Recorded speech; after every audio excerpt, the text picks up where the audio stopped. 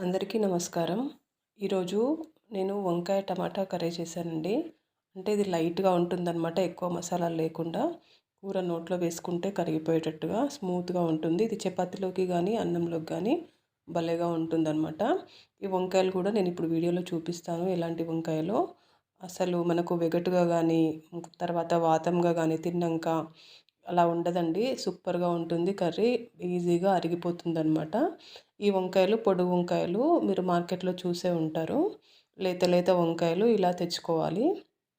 ఇది ముదిరితే కూడా అంత టేస్ట్ అనిపించదనమాట. లేత వంకాయలు సెలెక్ట్ చేసుకొని తెచ్చుకోవాలి. ఇవి శుభ్రంగా కడిగేసి ఉప్పు నీళ్ళల్లో నానవేసి పొడవుగా కోసి పెట్టుకోండి. ఆ తర్వాత వంకాయ కర్రీకి కావాల్సిన టమాటాలు, పచ్చిమిర్చి, ఆనియన్స్ ఇట్లా కట్ చేసి పెట్టేసుకోండి. కొత్తిమీర కూడా తర్వాత కట్ చేసుకోవచ్చు అని పక్కకు పెట్టాను.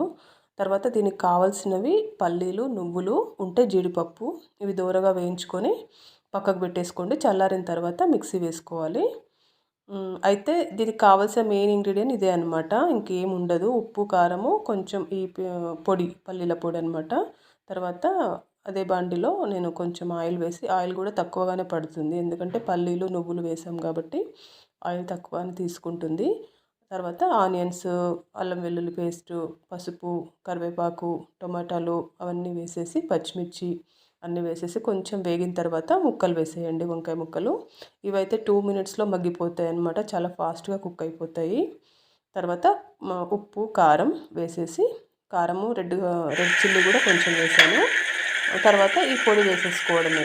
తర్వాత ఈ పొడి వేసేసుకొని తగిన నీళ్లు పోసుకొని కొంచెం సేపు స్టవ్ ఫుల్ పెడితే చాలు. ఒక 2 మినిట్స్లో ఉడికిపోతుంది. తర్వాత దానికి కొత్తిమీర వేసేసుకొని సర్వ్ చేసుకోవడమే అనమాట. చాలా ఈజీగా ఫాస్ట్గా అయిపోతుంది కర్రీ. వంట రాని వాళ్ళు కూడా ఈజీగా చేసేయచ్చు. బ్యాచిలర్స్ కానీ, కొంచెం కొత్తగా పెళ్ళైన వాళ్ళు, వంట రాని వాళ్ళు ఉంటారు కదా, చాలా ఫాస్ట్గా ఈజీగా చేసేయచ్చు. నచ్చితే కనుక లైక్ చేయండి.